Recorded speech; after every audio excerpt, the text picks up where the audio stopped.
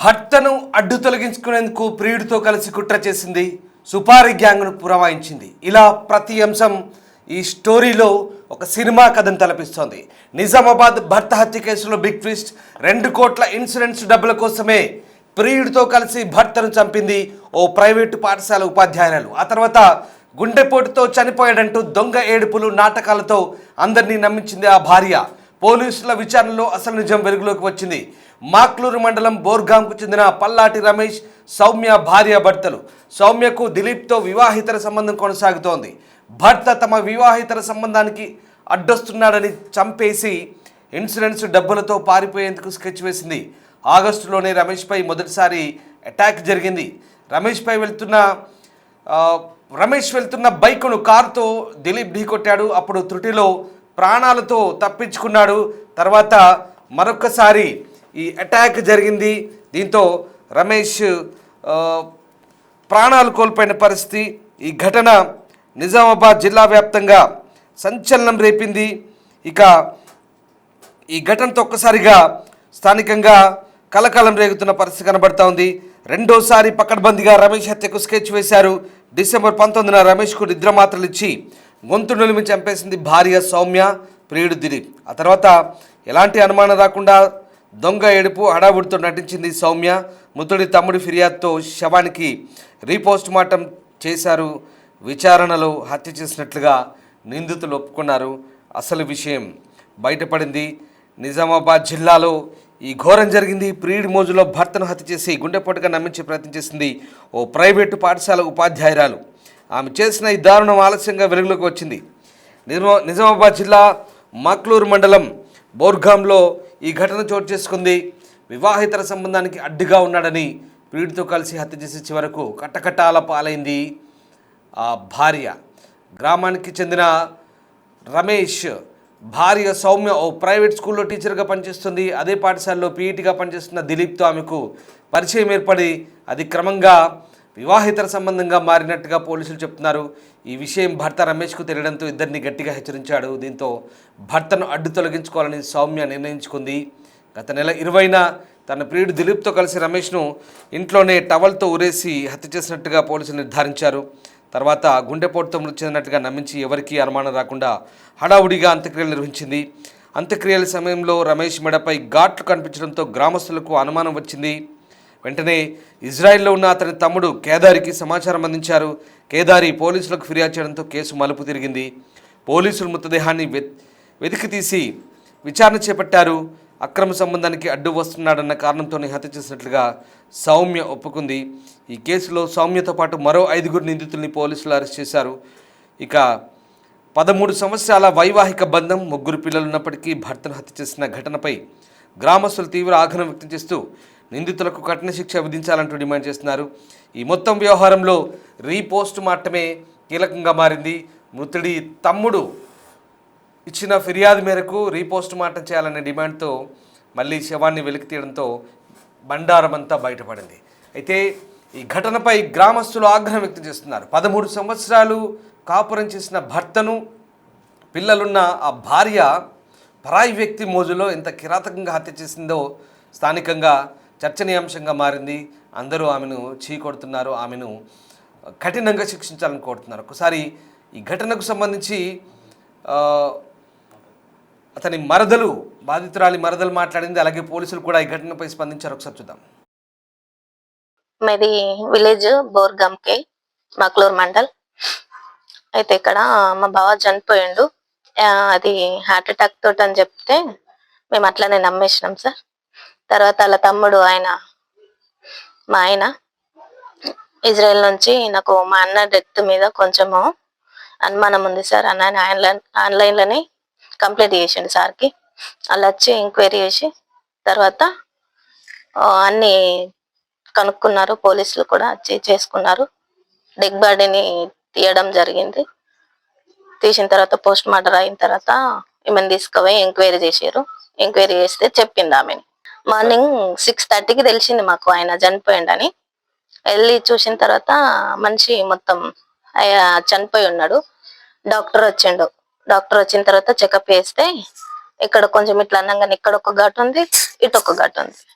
ఇక అవన్నీ అలా తమ్ముడికి పంపించిన తర్వాత అప్పుడే పోస్ట్ మార్టం చేపిద్దామంటే ఎవరు అద్దు అద్దు అని చెప్పారు ఇక్కడ. చెప్తే తర్వాత అయినా సరే తీపిద్దా నేను అని మళ్ళీ మాట్లాడుకున్న తర్వాత వాళ్ళ బ్రదర్ చేసిండు. వెంటనే డాక్టర్ చెప్పిండు సూసైడ్ అని చెప్పిండు. చెప్పిన తర్వాత మళ్ళీ హార్ట్ అటాక్ అని చెప్పేసి వైఫ్ అంది. అన్న తర్వాత హార్ట్ అటాక్ కావచ్చు అని మేము నమ్మేసాం. అదే ధీమల అంత్యక్రియలు తొందరగా ముగించేసారు. తర్వాత ఇక ఊళ్ళో అందరు మాట్లాడుకుంటారు కదా, మాట్లాడుకున్న వాళ్ళ ఫ్రెండ్స్, అరే అన్న మీ అన్నకు మామూలుగా రాలేదు చావు, ఇట్లా అంటారు ఒకసారి చూడు మరి అని అంటే మా ఆయన ఆన్లైన్ లోనే ఫిర్యాదు చేస్తే నేను వెళ్ళి కంప్లీట్ చేసిన. పోస్ట్ మార్టం తీసారు. చేసిన తర్వాత చెకప్లు చేసారు అన్నయ్యని. అయిన తర్వాత ఈమెను తీసుకుపోయి ఎంక్వైరీ చేస్తే ఆమె ఒప్పుకుంది. 10 నిద్ర మాత్రలు ఇచ్చి వాటర్లో కలిపి తర్వాత ఎవరినో పిలిపించిందంట. పిలిపించి చంపేపించింది. లోపల పిల్లో పెట్టిందంట, టవాల కట్టిందంట, ఎక్కడెక్కడనో ఏం చేసిందో అవన్నీ చెప్పింది ఆమెని. అక్కడ టౌన్ లో హత్య చేసిరని తెలిసింది.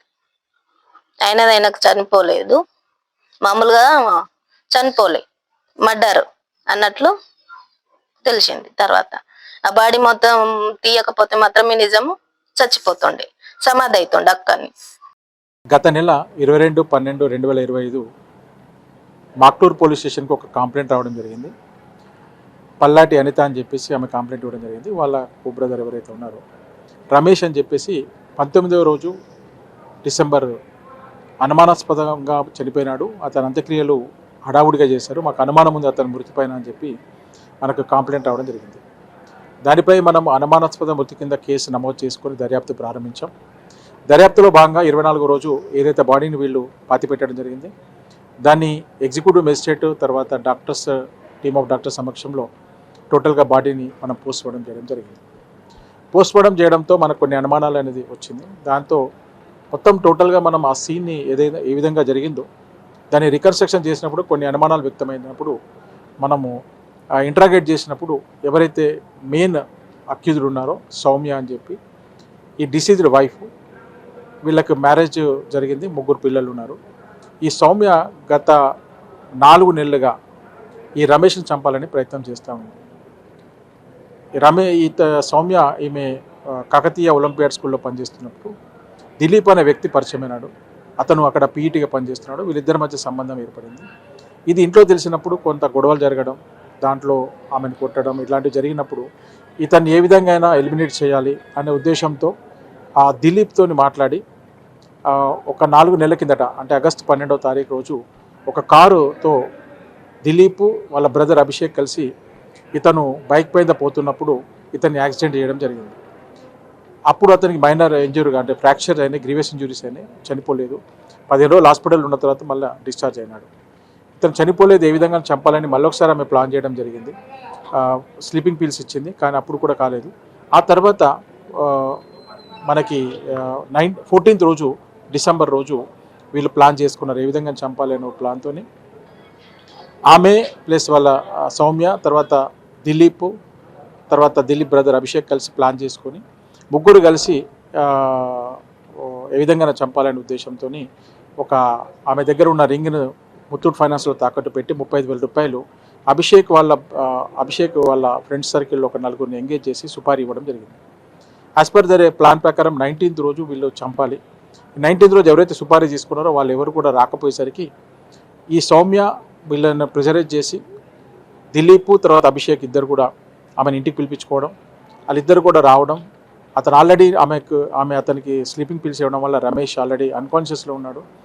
మొదటగా టవాల్ ఇచ్చేసి టవాల్తోని స్ట్రాంగులేట్ చేశారు, తర్వాత స్మూదరింగ్ చేసి చంపడం జరిగింది. ఎంటైర్ సీన్ ఇది యాక్సిడెంటల్, ఇది హార్ట్ అటాక్గా క్రియేట్ చేసి అందరినీ కూడా నమ్మించి అది ఆ మొత్తం కూడా అంత్యక్రియలన్నీ కూడా అదే రోజు కంప్లీట్ చేయడం జరిగింది. ఈ అంతా రీకన్స్ట్రక్షన్ చేస్తున్నప్పుడు అనుమానాలతో మనం విచారించినప్పుడు ఇదంతా కూడా కన్ఫ్యూజ్ చేయడం జరిగింది. వీళ్ళందరినీ కూడా సౌమ్యతో పాటు మిగతా 5గురిని కూడా అరెస్ట్ చేయడం జరిగింది.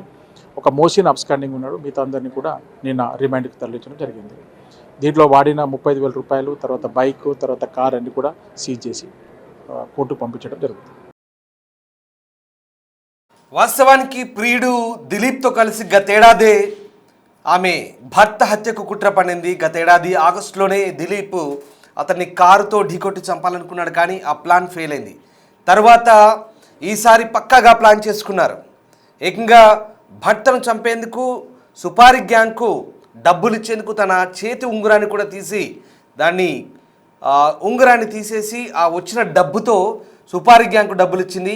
ఈ నెల 19న 10 నిద్ర మాత్రలు నీళ్ళలో కలిపి భర్తకి ఇచ్చింది. సరిగ్గా అదే టైంలో సుపారీ గ్యాంగ్కు ఫోన్ చేసింది, కానీ వాళ్ళు ఫోన్ ఎత్తకపోవడంతో ఇక తను కలవరపాటుకు గురై ప్రియుడు దిలీప్కు ఫోన్ చేసింది. దిలీప్ తన తమ్ముడితో కలిసి వచ్చి మొత్తం ఈ ఘాతుకానికి పాల్పడ్డారు. దీంతో ఇక గొంతు నులిమి చంపేశారు అతన్ని. ఈ మొత్తం వ్యవహారం రీపోస్ట్ మార్టంతో బయటపడింది. ఇజ్రాయెల్లో ఉంటున్న అతని తమ్ముడికి డౌట్ వచ్చింది. స్థానికులు తమ్ముడికి ఫోన్ ద్వారా మెడపై ఘాటున్న అంశాన్ని ఫోన్లో వెల్లడించడంతో అతను ఇజ్రాయెల్ నుంచి అతని తమ్ముడు కేదారి ఫోన్లో పోలీసులకు ఫిర్యాదు చేశాడు. అతను ఇక్కడికి వచ్చిన తర్వాత తిరిగి తహసీల్దార్ సమక్షంలో రీపోస్ట్ మార్టం నిర్వహించినప్పుడు ఊపిరాడక చనిపోయినట్టుగా అసలు వ్యవహారం బయటపడింది. పోలీసులు తమదైన స్టైల్లో విచారించినప్పుడు మొత్తం బండారం బయటపడింది. ఈ నాన్ టీచింగ్ స్టాఫ్గా పనిచేస్తున్న సౌమ్య, అలాగే పీఈటీగా పనిచేస్తున్న దిలీప్ ఇద్దరు కూడా ఎక్స్ట్రా మ్యారిటల్ అఫైర్తో చాలా గట్టిగా కనెక్ట్ అయ్యారు. భర్తను అడ్డు తొలగించుకోవాలనుకున్నారు, అలాగే ఇన్సూరెన్స్ డబ్బులు కూడా క్లెయిమ్ చేసుకుందాం అనుకున్నారు. ఈ దారుణాన్ని కొడిగట్టారు. రైట్, మా ప్రతినిధి రాజేష్ ఉన్నారు. రాజేష్, నిజామాబాద్ జిల్లాలో జరిగిన ఈ దారుణానికి సంబంధించి పోలీసులు ఏం చెప్తున్నారు? నిజామాబాద్ జిల్లాకు సంబంధించి ఏదైతే మాక్లూరు మండలంలో జరిగిన ఘటన ఏదైతే ఉందో ఒక్కసారిగా సంచలనం రేపింది. పోలీసుల విచారణలో సంచలన విషయాలు బయటకు వస్తున్నాయి. భర్తను హత్య చేసిన ఘటనలో సౌమ్యతో పాటు దిలీప్ ఎవరైతే ఉన్నారో 1-2 సార్లు భర్తని హత్య చేసేందుకు ప్లాన్ చేస్తారు. ముఖ్యంగా ఈ విచారణలో సంచలన విషయాలు బయటకు వచ్చినాయి. ఏంటంటే ఏదైతే భర్తపై ఉన్న 2 కోట్లకు పైగా ఇన్సూరెన్స్ ఏదైతుందో ఇన్సూరెన్స్ కోసమే హత్య చేసినట్లుగా పోలీసుల విచారణలో ఒప్పుకున్నారు. ఈ కోణంలో ఇప్పుడు విచారణ చేస్తుండే నేపథ్యంలో ఎప్పుడైతే 1-2 సార్లు గతంలో చంపుదామని ప్లాన్ చేశారు, 4 నెలలుగా వీళ్ళంతా ప్లాన్ చేసుకుంటున్నారు. దిలీప్ ఏదైతే ఒక ప్రైవేట్ స్కూల్లో పీఈటీ కాగా అదే స్కూల్లో సౌమ్య ఎవరైతే ఉన్నారో టీచర్ గా పనిచేస్తుంది. వీళ్ళిద్దరి మధ్య ప్రేమ చిగురించింది. అక్రమ సంబంధంగా వీళ్ళంతా మలుచుకున్నారు. ఇందులో ముఖ్య విషయం ఏంటంటే ఆల్రెడీ రమేష్ ఎవరైతే ఉన్నారో రమేష్ అలాగే సౌమ్య ఇద్దరు కూడా ప్రేమ వివాహం. ఆ పైగా వీళ్ళిద్దరు మరో వ్యక్తితో సౌమ్య ఎవరైతే ఉన్నారో అక్రమ సంబంధం పెట్టుకోవడం. అంతేకాకుండా ఎవరైతే రమేష్ పై ఉన్న 2 కోట్లకు పైగా ఇన్సూరెన్స్ అవుతుందో ఇన్సూరెన్స్ క్లెయిమ్ చేసుకుని వీళ్ళిద్దరు పారిపోదామని ప్లాన్ చేసుకున్నారు. ఆ కోణంలోనే హత్య చేసినట్టుగా పోలీసుల విచారణలో తేలింది. ఇప్పటి వరకు ఇదంతా ఇలా ఉన్నప్పటికీ ఏదైతే ఇంకా విచారణ జరుగుతుంది, విచారణలో ఇంకా సంచలన విషయాలు బయటకు వచ్చే అవకాశం ఉన్నట్లు తెలుస్తుంది. ఈ హత్య చేయడానికి సుపారీ చేసుకున్నారు. సుమారు 35,000 పైగా వీళ్ళు ప్లాన్ చేసుకొని ఒక సుపారీ గ్యాంగ్ కి వీళ్ళు అప్రోచ్ అయ్యారు. ఈ అప్రోచ్ అయిన తర్వాత ఎప్పుడైతే రమేష్ ని హత్య చేసేందుకు సిద్ధమయ్యారో ఆ టైంలో మిగతా వాళ్ళు ఎవరైతే ఉన్నారో 35,000 తల కొద్దిగా పంచుకొని తీసుకున్నారు. కానీ ఆ సమయానికి మిగతా వాళ్ళు ఫోన్ లేకపోయేసరికి సౌమ్య అప్పటికే భర్తకి నిద్ర మాత్రలు ఇచ్చి తర్వాత చంపుదామని ప్లాన్ చేసుకొని గొంతు నిలిమి చంపేందుకు సిద్ధమైంది. ఆ టైంలోనే ఎవరు లేకపోయేసరికి దిలీప్ కి కాల్ చేసింది. దిలీప్ వచ్చి ఇద్దరు కూడా ఈ ఘాతుకానికి కంప్లీట్ చేశారు. చివరిగా రమేష్ ఎవరైతే ఉన్నారో మృతి చెందాడు. ఈ కోణంలో తర్వాత చనిపోయిన తర్వాత ఈ గ్రామంలో కావచ్చు, కుటుంబ సభ్యులు కావచ్చు, ఎవరికి అనుమానం రాకుండా హార్ట్ అటాక్ గా ప్లాన్ చేసి అంత్యక్రియ కూడా పూర్తి చేసింది. అయితే ఎప్పుడైతే అంత్యక్రియలు చేస్తున్న సందర్భంలో రమేష్ గొంతుపై ఘాట్లు చూసిన కుటుంబ సభ్యులు ఎవరైతే రమేష్ తమ్ముడు బయట దేశాల్లో ఉన్నాడు కాబట్టి తనకు చెప్పడం జరిగింది. అప్పుడు అనుమానం వచ్చిన తర్వాత ఆన్లైన్ లో కంప్లైంట్ చేసిన రమేష్ తమ్ముడు ఎవరైతే ఉన్నారో ఆన్లైన్ లో పోలీసులు కంప్లైంట్ చేస్తారు. పోలీసులు ఒక్కసారిగా కంప్లైంట్ ని సీరియస్ గా తీసుకున్నారు. రీపోస్ట్ మార్టం నిర్వహించారు. రీపోస్ట్ మార్టంలో గాయాలు ఉన్నట్లుగా పోలీసులు గుర్తించారు. గాయాలు ఉన్నట్టుగా గుర్తించిన తర్వాత ఈ పూర్తి విచారణ చేశారు. అప్పుడు అదుపులోకి తీసుకున్న తర్వాత క్లియర్ గా సౌమ్య ఒప్పుకుంది. కేవలం ఇన్సూరెన్స్ డబ్బులతో పాటు మా అక్రమ సంబంధానికి అడ్డుపడుతున్నాడనే కోణంలోనే మేము హత్య చేశామని ఒప్పుకున్నారు. ఇదంతా కూడా నిజామాబాద్ జిల్లాలో ఒక్కసారిగా సంచలనంగా మారింది. ప్రస్తుతం ఇప్పుడు సౌమ్యతో పాటు ప్రియుడు దిలీప్ తో పాటు మిగతా వాళ్ళు ఎవరైతే ఇన్వాల్వ్ అయ్యి హత్య చేద్దామని ప్లాన్ చేసుకున్నారో వాళ్ళందరినీ కూడా పోలీసులు అరెస్ట్ చేసి రిమాండ్ చేస్తారు. ఇంకా విచారణ కొనసాగుతుంది. ఇంకా విచారణలో చాలా విషయాలు వెల్లడయ్యే అవకాశం ఉన్నట్లు తెలుస్తుంది. ఇంకా పోలీసులు అయితే విచారణ చేస్తున్నారు. ప్రస్తుతానికి అయితే నిన్నటి వరకు ఏదైతే అక్రమ సంబంధానికి అడ్డుపడుతున్నాడనే కోణంలో పోలీసులు చెప్పారు. కానీ తర్వాత విచారణలో ఇన్సూరెన్స్ డబ్బుల కోసం కూడా సుమారు 2 కోట్ల రూపాయల ఇన్సూరెన్స్ కాబట్టి ఆ ఇన్సూరెన్స్ డబ్బుల కోసం కూడా ప్లాన్ చేసినట్లుగా పోలీసుల విచారణ వెల్లడైంది. ఇంకా విచారణ అయితే కొనసాగుతుంది. ప్రస్తుతం అయితే వీళ్ళందరినీ కూడా రిమాండ్ చేశారు. వీళ్ళందరిపై కేసు నమోదు విచారణ చేస్తున్నారని చెప్పుకోవచ్చు. ఇంకా విచారణ కొనసాగుతుందని చెప్పుకోవచ్చు. Right, yes, thanks for the update Rajesh. So చాలా దారుణాలు జరుగుతున్నాయి సమాజంలో. ఇలాంటి ఘటనలు ఉన్నప్పుడల్లా ఇది రెండోది. ఈమె కూడా ఒక స్కూల్లో టీచర్గా పనిచేస్తుంది. మీకు మేడిపల్లి పూర్ణిమ స్టోరీ గుర్తుంది కదా. మేడిపల్లి పూర్ణిమ కూడా ఒక స్కూల్ రన్ చేసింది మేడ్చల్ జిల్లాలో. అశోక్ని ఎలా చంపిందో ఆ ఎపిసోడ్ అంతా మొన్న 10 రోజుల కింద జరిగిన వ్యవహారం. అంతలోనే మరొక స్కూల్ టీచర్ అదే స్కూల్లో పనిచేస్తున్న ఓ పీఈటీతో దిలీప్ అనే నందిపేట మండలానికి చెందిన దిలీప్ అనే వ్యక్తితో ఈమెకు ఎక్స్ట్రా మ్యారిటల్ అఫైర్ ఏర్పడింది. ఈ విషయం భర్తకు తెలిసింది. గొడవలు జరిగాయి. ఇక భర్తను అడ్డు తొలగించాలనుకుంది. పైగా చంపేసి ఇన్సూరెన్స్ డబ్బులు కూడా క్లెయిమ్ చేసుకోవాలనుకుంది. ఇక ప్లాన్ వేసింది. గతేడాది ఆగస్టులోనే చంపాలని నిర్ణయించుకున్నారు. ప్లాన్ ఫెయిల్ అయింది. ఈ నెల 19న నిద్ర మాత్రలు 10 మాత్రలు కలిపి నీళ్ళలో భర్తకిచ్చింది. భర్త స్పృహ తప్పడంతో ఆ సుపారీ గ్యాంగ్ ఏదైతే రింగు కుదవబెట్టించినటువంటి రింగు అమ్మించినటువంటి 35,000 ఇచ్చిన సుపారీ గ్యాంగ్ ఫోన్ ఎత్తకపోవడంతో ఈ దిలీప్ అనే వాడికి ఫోన్ చేసింది. వెంటనే కంగారుపడి దిలీప్ ఫోన్ చేయడంతో అతను తన తమ్ముడు అభిషేక్తో కలిసి వచ్చారు. ముగ్గురు కలిసి టవ్వల్తో గొంతుకు బిగించి ఊపిరాడకుండా శ్వాస ఆడకుండా ముక్కుపై దిండు పెట్టి అంటే మెత్త పెట్టి అదిమి పట్టి చంపుతుంటే ఏమాత్రం కనికరం లేకుండా భార్య భర్తను చంపినట్టుగా పోలీసుల విచారణ వెల్లడైంది. ఇంత దుర్మార్గంగా వ్యవహరించిందో ఈ విషయాన్ని బట్టి మనకు అర్థమవుతుంది. ఇక ఈ మొత్తం వ్యవహారంలో ఆ రమేష్ ఎవరైతే ఉన్నారో మృతుడు, అతని మెడకు గాయాలు ఉండడంతో గ్రామస్తులు గమనించారు.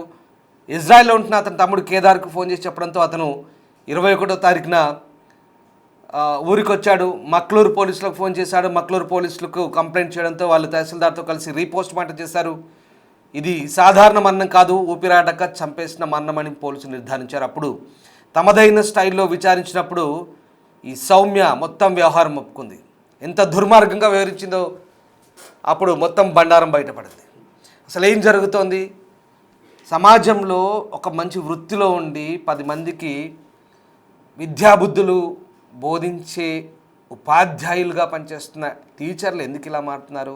అందరినీ అనట్లేదు, కొంతమంది. ఇప్పుడు పూర్ణిమ, మేడిపల్లి పూర్ణిమ, ఈమె ఈ 2 ఎపిసోడ్లు చూస్తే కనుక మళ్ళీ వీళ్ళు వెల్ ఎడ్యుకేటెడ్, సమాజానికి విద్యాబుద్ధులు బోధించే వీళ్ళంతా కూడా పరాయి వ్యక్తుల మోజులో పడి, అంటే ఇక్కడ ఎవరు విద్యాబుద్ధులు బోధించే ఉపాధ్యాయులు ఇంకెవరైనా కాదు, భర్తలను అడ్డు తొలగించుకోవడానికి ఎంతకు తెగిస్తున్నారో, పూర్తిగా మానవ సంబంధాలు ఎలా మంట గలుస్తున్నాయనడానికి ఈ ఘటన మనకు ప్రత్యక్ష ఉదాహరణగా అర్థమవుతుంది. ఈ ఘటనకు సంబంధించి ఎవరైతే సుపారీ గ్యాంగ్ ఉన్నారో వాళ్ళని కూడా ప్రస్తుతం పోలీసులు అరెస్ట్ చేశారు.